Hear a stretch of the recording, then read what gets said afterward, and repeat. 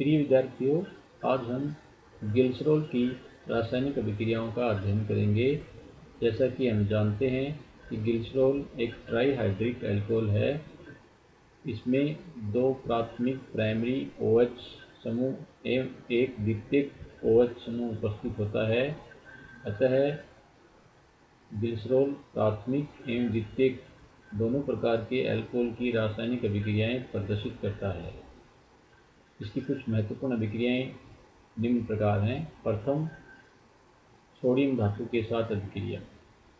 Sodium के साथ glycerol के दोनों प्राथमिक OH हाइड्रोक्सी समूह अभिक्रिया करते हैं, जबकि कम क्रियाशीलता के कारण द्वितीयक OH समूह सोडियम के साथ अभिक्रिया नहीं करता है।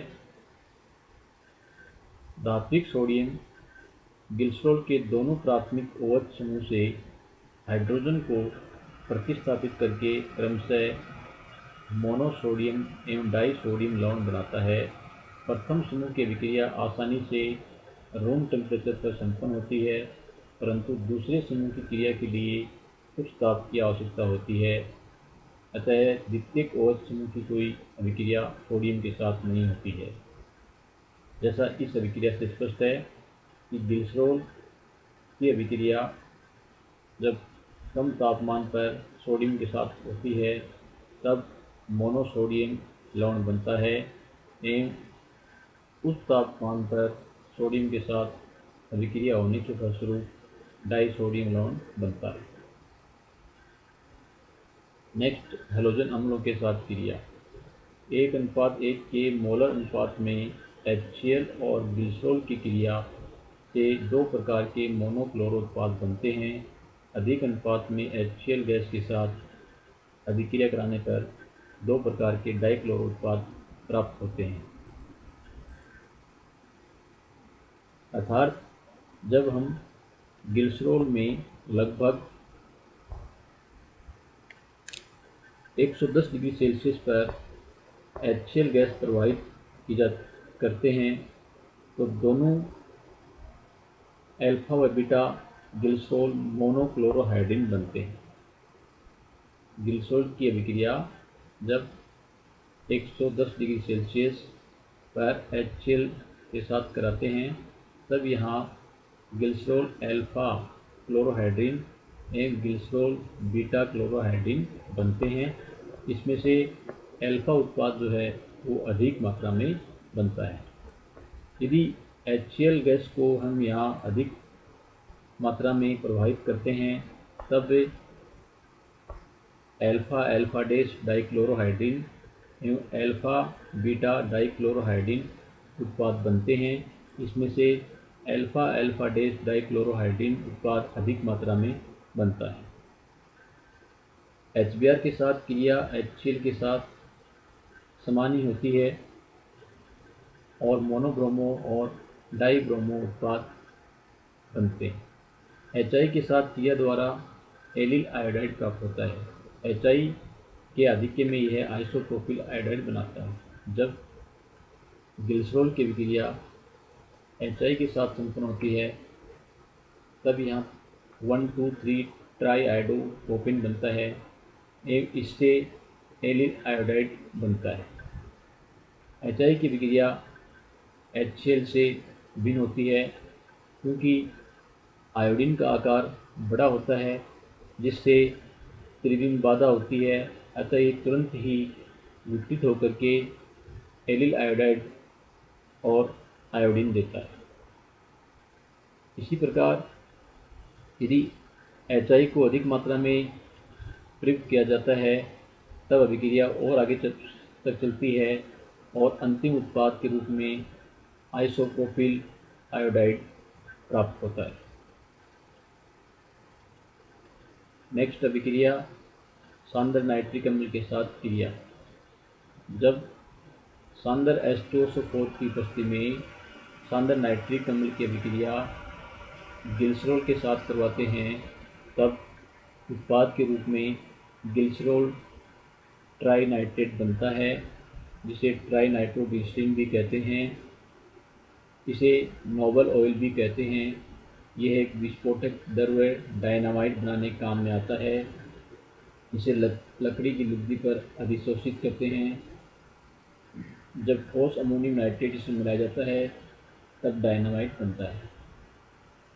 अतः ग्लिसरॉल की अभिक्रिया सांद्र H2SO4 की उपस्थिति में जब HNO3 से कराते हैं तब यहाँ पर विस्फोटक पदार्थ ग्लिसरॉल ट्राइनाइट्रेट बनता है, जिसे नाइट्रोग्लिसरीन भी कहते हैं। ट्राइनाइट्रोग्लिसरीन को सेलुलोज नाइट्रेट के साथ मिलाने पर विस्फोटक जिलेटिन बनता है। नेक्स्ट, फॉस्फोरसलाइड के साथ क्रिया, PCl3 एवं PCl5 के साथ क्रिया, दोनों के साथ क्रिया कराने पर ग्लिसरॉल 1,2,3 ट्राइक्लोरोप्रोपेन बनाता है। जब ग्लिसरॉल की अभिक्रिया PCl3 फास्फोरस ट्राइक्लोराइड के साथ कराते हैं तब उत्पाद के रूप में 1,2,3 ट्राइक्लोरोप्रोपेन बनता है। एवं इसी प्रकार जब ग्लिसरॉल की अभिक्रिया PCl5 से कराते हैं तब भी उत्पाद के रूप में 1,2,3 ट्राइक्लोरोप्रोपेन बनता है। फॉस्फोरस ट्राइब्रोमाइड से 1,2,3 ट्राइब्रोमोप्रोपेन प्राप्त होता है, किंतु फॉस्फोरस ट्राइआयोडाइड की क्रिया से आयोडीन के निष्कासन होने के कारण एलिल आयोडाइड बनता है। जब ग्लिसरॉल की अभिक्रिया Pi3 से कराते हैं तब हमें उत्पाद के रूप में यहाँ एलिल आयोडाइड प्राप्त होता है और आयोडीन का निष्कासन होता है। नेक्स्ट, ऑक्जेलिक अम्ल के साथ क्रिया। ग्लिसरॉल की ऑक्जेलिक अम्ल से अभिक्रिया निम्न प्रकार दर्शाई जाती है। जब ग्लिसरॉल की ऑक्जेलिक अम्ल के साथ 110 डिग्री सेल्सियस पर कराते हैं तब उत्पाद के रूप में फॉर्मिक अम्ल बनता है। यहाँ इस अभिक्रिया से स्पष्ट है कि जब ग्लिसरॉल की अभिक्रिया ऑक्जेलिक अम्ल से 110 डिग्री सेल्सियस पर होती है तब H2O का मॉलिक्यूल निकल जाता है एवं इससे ग्लिसरॉल मोनोऑक्जेलेट बनता है। इसमें से CO2 का मॉलिक्यूल निकलने के बाद ग्लिसरॉल मोनोफॉर्मेट बनता है एवं इसका जल अपघटन होने पर फॉर्मिक अम्ल प्राप्त होता है। इसी प्रकार यदि ग्लिसरॉल के साथ ऑक्जेलिक अम्ल की अभिक्रिया उच्च तापमान लगभग 260 डिग्री सेल्सियस पर कराते हैं तब उत्पाद के रूप में यहाँ मुख्यतः एलिल अल्कोहल बनता है। नेक्स्ट, निर्जलीकरण डिहाइड्रेशन। ग्लिसरॉल की क्रिया निर्जल पोटेशियम हाइड्रोसल्फेट KHSO4 या ZnCl2 या P2O5 फॉस्फोरस पेंटॉक्साइड या सांद्र H2O4 से कराते हैं तो 2 मोल जल के निष्कासित हो जाते हैं और उत्पाद के रूप में एक्रोलिन बनता है। नेक्स्ट, एसिटिलीकरण। एसिटिक एनहाइड्राइड या एसिटिल क्लोराइड से ग्लिसरॉल की क्रिया कराने पर तीनों OH समूह का एसिटिलीकरण हो जाता है। जब ग्लिसरॉल की अभिक्रिया एसिटिल क्लोराइड से या एसिटिक एनहाइड्राइड से कराते हैं तब उत्पाद के रूप में यहाँ ग्लिसरॉल ट्राई एसीटेट बनता है। इसमें तीनों OH समूह का एसिटिलीकरण हो जाता है। तो इससे सिद्ध होता है कि ग्लिसरॉल में 3 OH समूह उपस्थित होते हैं। नेक्स्ट, एस्टरीकरण। मोनोकार्बोक्सिलिक अम्लों के साथ क्रिया के फलस्वरूप उत्पाद के रूप में मोनो डाई ट्राई एस्टर बनते हैं और इनका बनना ताप और अम्ल की मात्रा पर निर्भर करता है। प्राथमिक OH समूह से क्रमशः एस्टरीकरण के पश्चात द्वितीयक OH समूह अभिक्रिया करता है। तो ग्लिसरॉल पर जब एसिटिक एसिड CH3COOH की अभिक्रिया होती है तो H2O मॉलिक्यूल निकलता है और यहाँ ग्लिसरॉल मोनोएसीटेट बनता है। इसी प्रकार जब इस पर एसिटिक एसिड के दूसरे मॉलिक्यूल की रिएक्शन होती है तब ग्लिसरॉल डाईएसीटेट बनता है एवं तीसरे मॉलिक्यूल की रिएक्शन होने पर ग्लिसरॉल ट्राईएसीटेट बनता है। तो पहले प्राथमिक OH समूह का स्थिरीकरण और इसके पश्चात द्वितीयक OH समूह का स्थिरीकरण होता है, जिससे ग्लिसरॉल ट्राइएसिटेट उत्पाद बनता है। नेक्स्ट, ऑक्सीकरण। ग्लिसरॉल में प्राथमिक और द्वितीयक हाइड्रोक्सी OH समूह की उपस्थिति के कारण इसके ऑक्सीकरण से विभिन्न प्रकार के उत्पाद बनते हैं और ऑक्सीकरण अभिक्रिया है वो विभिन्न ऑक्सीकारकों की प्रकृति पर भी निर्भर करती है। जब ग्लिसरॉल का ऑक्सीकरण होता है तब पहले यहाँ ग्लिसरॉल्डिहाइड बनता है। CH2OH समूह CHO में ऑक्सीकृत होता है और ग्लिसरॉल्डिहाइड का ऑक्सीकरण के फलस्वरूप ग्लिसरेरिक अम्ल बनता है। CHO समूह का COOH समूह में ऑक्सीकरण होता है एवं ग्लिसरिक अम्ल के ऑक्सीकरण से टार्टोनिक अम्ल बनता है।